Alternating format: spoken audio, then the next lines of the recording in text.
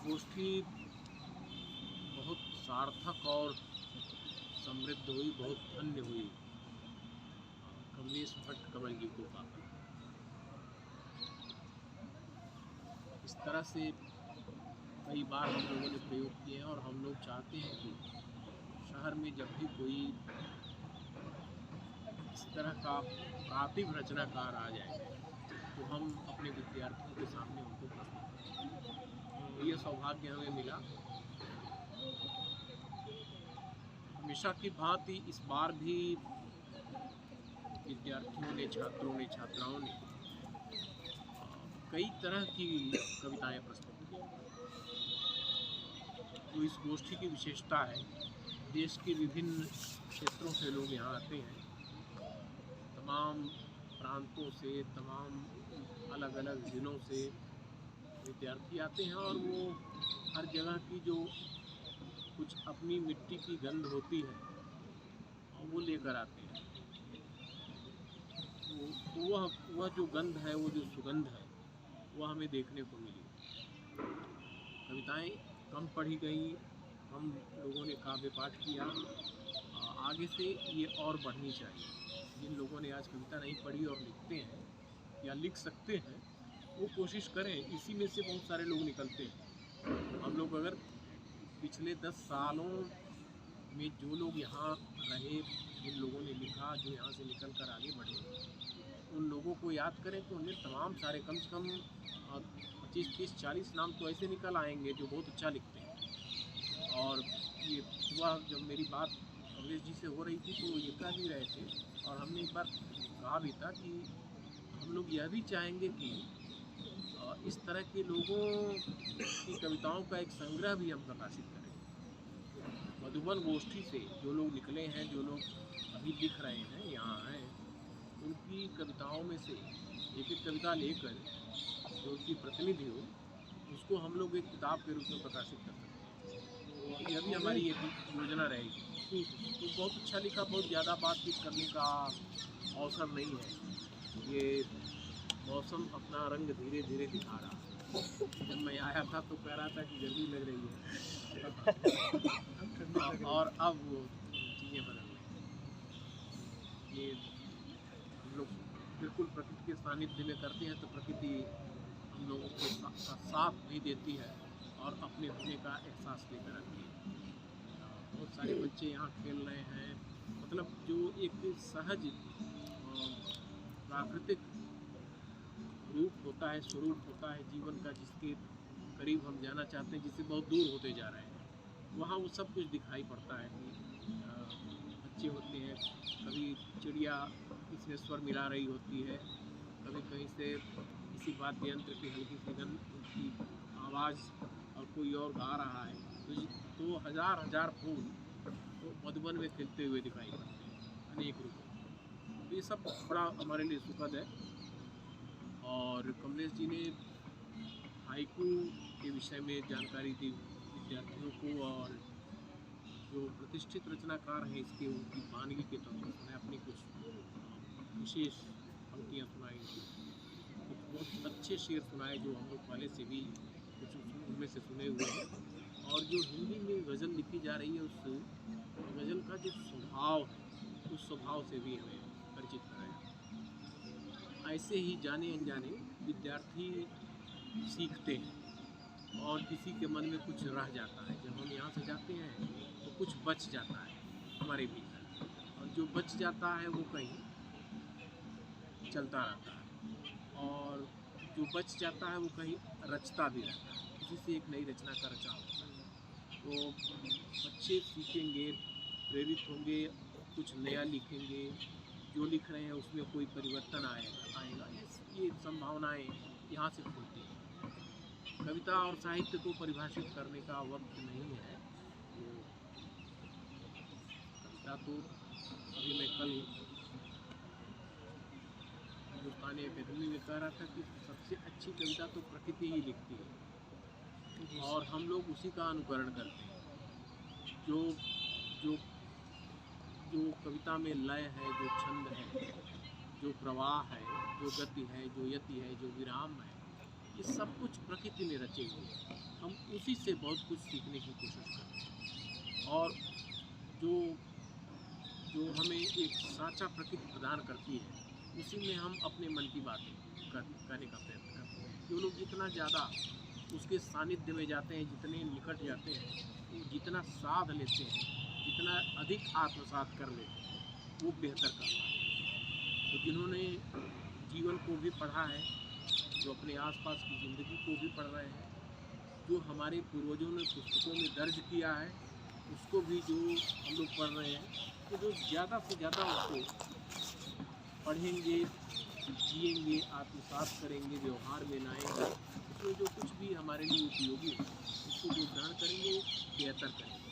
और ये अब कहीं ठहरने वाला मामला नहीं होता है, ये निरंतर गतिशील होता है। कई बार हमारा बहुत पुराना हमको अचानक अच्छा लग जाता है, ये अरे ये कब लिख दिया होगा, किस परिस्थिति में लिख दिया होगा। अब पैसा चाह कर भी नहीं लिख पाते। मुझसे चर्चा हो रही थी, कुछ लोग मेरी पंक्तियाँ सुना रहे थे मुझे, इसलिए राह संघर्ष की हम चुने, जिंदगी आंसुओं में नहाई। मतलब जो जो गीत 85 में लिखा आरंभिक दिनों में, वह हजारों बार गाया गया, सैकड़ों पत्रिकाओं ने छापा। उसके बाद जब ज़्यादा समझदार हुआ मेरी अपनी नज़र में, तो बहुत लिखा, लेकिन उतना चर्चित कुछ नहीं, उतना प्रभावशाली कुछ नहीं हुआ जो युवावस्था में लिखा। और उसकी पंक्तियाँ अब सोचता हूँ कि चाहे किस मनस्थिति में कोई लिखता है, हमें लगता है कि जब हम कुछ कर रहे होते हैं व्यावहारिक रूप से, जब हम जिस जीवन को जी रहे होते हैं, उस दौरान उसके विषय में जब लिखते हैं तो ज़्यादा अच्छा लगता है। कमरे में बैठकर बहुत अच्छी लिखावट नहीं होती, बहुत अच्छी रचना नहीं होती। अब तमन्नाएं फिर ना करें खुदकुशी, ख्वाब पर खौफ की चौकसी ना रहे। सम के पाँवों में होना पड़ी बेड़ियाँ, शक्ति की पीठ फिर जागती न। दम न तोड़े कहीं भूख से बचपना, रोटियों के लिए फिर लड़ाई, इसलिए राह संघर्ष की हमने जिंदगी आंसू में नहाई। तो ये एक, जब हम उन दिनों यह काम कर रहे थे, सामाजिक आंदोलनों से जुड़कर दुनिया को बेहतर बनाने का एक सपना जो मन में था, उसको व्यवहार में लाने के प्रयत्न जिन दिनों कर रहे थे, उन दिनों जो लिख रहे थे उनमें ज़्यादा विश्वसनीयता, ज़्यादा प्रामाणिकता थी, ज़्यादा आग थी, ज़्यादा आँच थी, ज़्यादा तेज था, ज़्यादा धार थी। तो वो होता है। और जब वो चीज़ें नहीं होती, हम लोग थोड़े सुविधाजीवी हो जाते हैं, तो वो आग भी थोड़ी धीरे धीरे बुझने लगती है। वो कभी कभी वो उभरती है, लेकिन वो बात तो नहीं रहती है। तो नौजवानों को, नए लोगों को चाहिए कि ज़िंदगी को ज़्यादा से ज़्यादा निकट से जाने, जिए, संघर्ष करें, ज़रूरत है तो टकराएं। टकराने से बात बनती है। कहीं अन्याय है तो उसके खिलाफ उठ खड़े हों। मैंने एक गज़ल में कहा था ना कि वो उठेंगी चिंगारियाँ तो रोशनी होगी ज़रूर, कौन कहता है कि टकराने से कुछ होगा नहीं। तो टकराने से चिंगारियाँ उठती हैं। या उसी गज़ल में एक बहुत बढ़िया शेर हुआ था कि बहुत पहले की है कि वो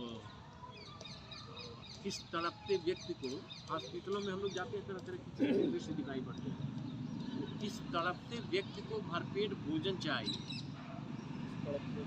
इस तड़पते व्यक्ति को भरपेट भोजन चाहिए, एक दिन ग्लूकोज चढ़वाने से कुछ होगा नहीं। और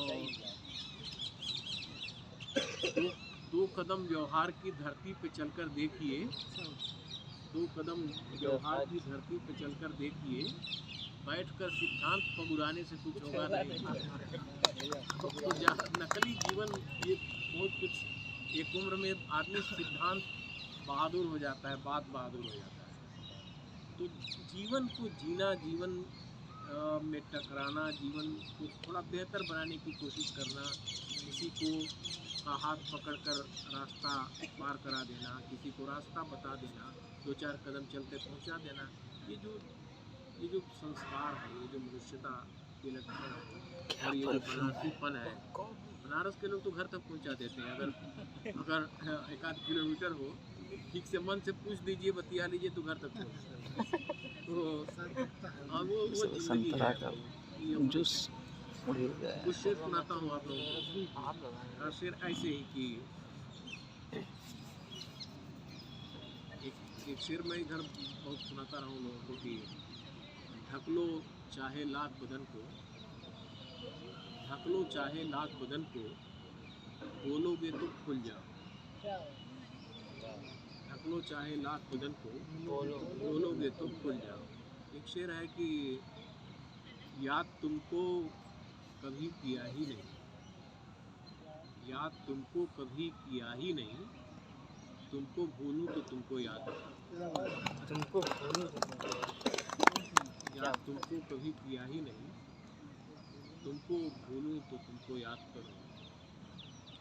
चार पंक्तियां कि कभी शीशा जरा सी खा के ठोकर टूट जाता है, कभी शीशा जरा सी खा के ठोकर टूट जाता है, इरादे हों अगर पक्के तो पत्थर टूट जाता है।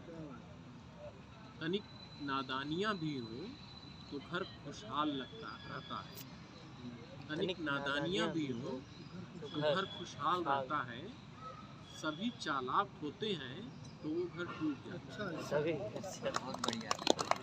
तनिक नादानियाँ भी हो तो घर खुशहाल रहता है, सभी चालाक होते हैं तो वो घर टूट जाता है। एक बार मैंने चार पंक्तियाँ कही थी कि जो अभी अचानक जैसे होता है ना कि जब बहुत लिख लीजिए तब ये समझ में नहीं आता क्या सुनाना चाहिए, तब कोई या तो बताए कि ये सुनाइए या अपने से जो पहुंच जाए अचानक। हाँ, वो होता है। बाद में लगता है कि अरे ये तो बढ़िया बढ़िया जो था वो रह गया उन्हें, तो वो होता है। चार पंक्तियाँ एक बार कही थी कि बताऊं क्या कि तेरे पास में क्या छूट गया, बताऊं क्या कि तेरे पास में क्या छूट गया, मैं थोड़ा लौट के आया और थोड़ा छूट गया। बताऊं क्या कि तेरे पास में क्या छूट गया, मैं थोड़ा लौट के आया और थोड़ा छूट गया। ये एक जिस्म है जो साथ में चला आया, ये एक जिस्म है जो साथ में चला आया, वो एक दिल था जरा बावरा सा छूट गया।